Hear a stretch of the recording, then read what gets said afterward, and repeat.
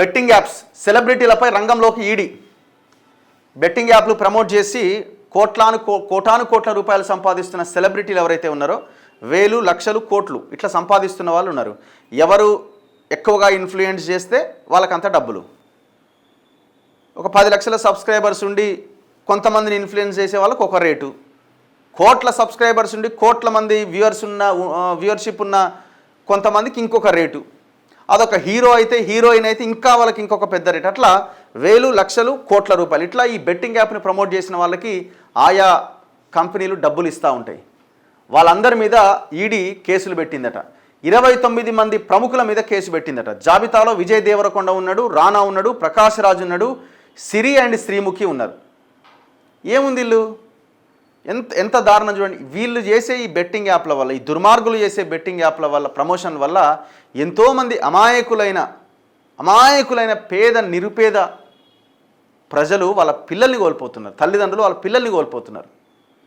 ఈ కొడుకులకు ఏం తెలుసు, ఈ దుర్మార్గులకు ఏం తెలుసు కష్టం అన్నది ఏంది ఇంకోటని. వాడేముంది మేకప్ వేసుకోవాలా, దాన్ని ప్రమోట్ చేసి డబ్బులు తీసుకోవాలా. కానీ కింద గ్రౌండ్లో జరుగుతున్న దారుణాలు ఏంటన్న వీడికి ఎవరికైనా తెలుసా? బెట్టింగ్ యాప్లకు వివాహిత బలి, ఓ పెళ్ళైన ఆమె చచ్చిపోయింది. ఇట్లా ఎంతమంది ప్రతి ఊర్లోకి వెళ్ళండి, బెట్టింగ్ యాప్లతో చనిపోయిన వాళ్ళ ఒక 2-3 కుటుంబాలన్నా కనిపిస్తాయి.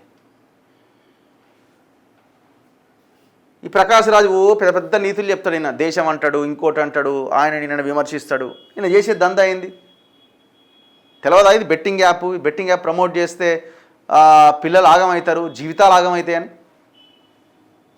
బెట్టింగ్ యాప్లో డబ్బులు పెట్టి మోసపోయి మనస్తాపానికి గురైన ఒక వివాహిత బలవన్మరణానికి పాల్పడిన ఘటన ఆలస్యంగా వెలుగులోకి వచ్చింది.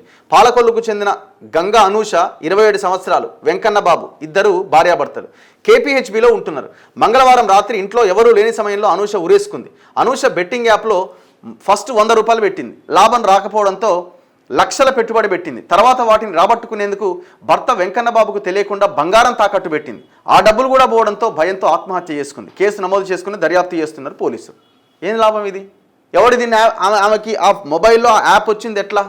ఎవడు ప్రమోట్ చేస్తే ఆమెకి ఆ సజెషన్లో ఆ యాప్ వచ్చింది?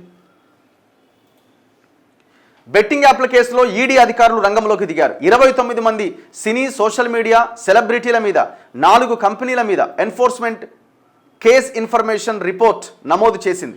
దర్యాప్తు కూడా ప్రారంభించింది. ED joint director Rohit Anand నేతృత్వంలోని బృందం హైదరాబాద్లోని పంజాగుట్ట, సైబరాబాద్ కమిషనరేట్ పరిధిలోని మియాపూర్, సూర్యాపేట్, విశాఖపట్నం తదితర పోలీస్ స్టేషన్స్లో నమోదైన 5 కేసుల ఆధారంగా 29 మందిపై మనీ లాండరింగ్ నిరోధక చట్టం కింద కేసు పెట్టింది.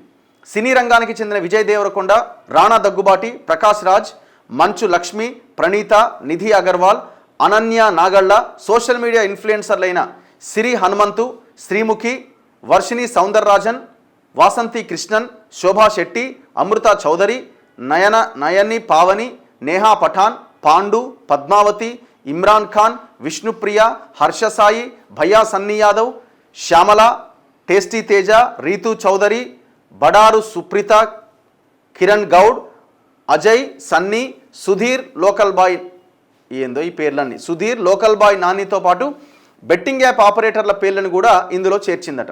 బెట్టింగ్ యాప్స్ ప్రమోట్ చేసి పారితోషికంగా లక్షల రూపాయలు వీరు తీసుకున్నారని, ఇందులో అధిక మొత్తం డబ్బు మనీ లాండరింగ్ రూపంలో అందినట్టుగా అనుమానాలు ఉన్నాయని ఈడీ అధికారులు పేర్కొన్నారు. బెట్టింగ్ యాప్స్ వ్యవహారం బయటపడిన తర్వాత విజయ్ దేవరకొండ, రాణా, ప్రకాష్ రాజ్ తదితరులు తమ వివరణ ఇచ్చారు. అనుమతి ఉన్న స్కిల్ గేమ్స్కు మాత్రమే విజయ్ దేవరకొండ ప్రచారం చేశారని ఆయన టీం మీడియాకు అప్పట్లో వివరణ ఇచ్చింది. ఆ తర్వాత బెట్టింగ్ యాప్స్ వ్యవహారం పైన సిట్ ఏర్పాటు చేస్తూ సీఎం రేవంత్ రెడ్డి ఆదేశాల మేరకు ప్రభుత్వం ఉత్తర్వులు జారీ చేసింది.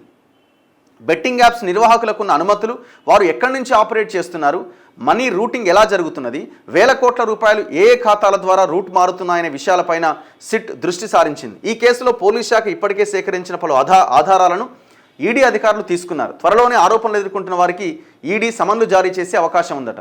నోటీసులు ఇంకా రాలేదని ప్రకాష్ రాజ్ చెప్తున్నాడు. వస్తాయి నాయన, నెమ్మదిగా వస్తాయి, ఆన్ ది వేలో ఉన్నట్టున్నాయి. విషయం ఏంటంటే ఈ కేసు ఏడు దాకా పోతుంది నాకు ఇది డౌట్. ఏముంటుంది కేసులు? ఇవన్నీ ముందుకు పడి వాళ్ళ మీద శిక్షలు వేసేంత కాడికి పోతాయా? అసలు ఎన్ని కేసులు పోతున్నాయి? అరే డ్రగ్స్ తీసుకొని డ్రగ్స్ అమ్మి దొరికిన వాళ్ళ కేసులు ఏమవుతున్నాయో అతి గతి లేదు. ఆ హీరోల కేసులు ఏమైనాయి? ఇప్పుడు బెట్టింగ్ యాప్లు వచ్చినాయి. ఈ హీరోలు వీళ్ళంతా మీరు ఇన్ఫ్లుయెన్సర్లు నాయన, మీ వల్ల జనం పాడైపోతారు. ఒకడేమో కబ్జాలు చేసి రియల్ ఎస్టేట్ కంపెనీకి ప్రమోట్ చేస్తాడు, ఒకడేమో విషపూరితమైన కోకాకోలా థమ్స్అప్లకు ప్రమోట్ చేస్తాడు.